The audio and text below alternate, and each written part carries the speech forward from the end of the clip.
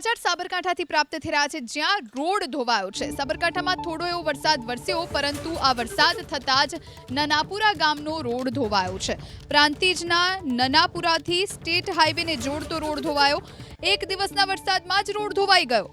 Dalpur national highway તરફ જતા ચાલકો માટે આ રોડ હવે બંધ કરવામાં આવ્યો છે, એટલે અન્ય કોઈ રસ્તો વૈકલ્પિક પસંદગી કરવાની રહેશે।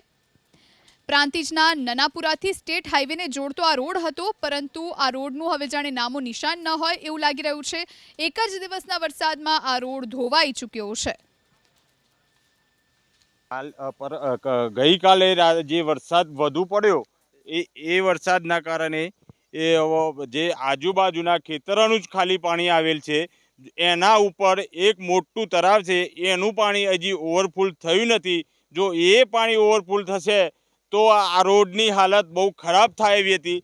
અત્યારે હાલ જે ખેડૂતોનું જ પાણી આવેલું છે અને આ રોડ તૂટે છે, એના બાજુમાં ગામતર નીમ કરેલું છે, બાજુમાં પ્લોટિંગ છે।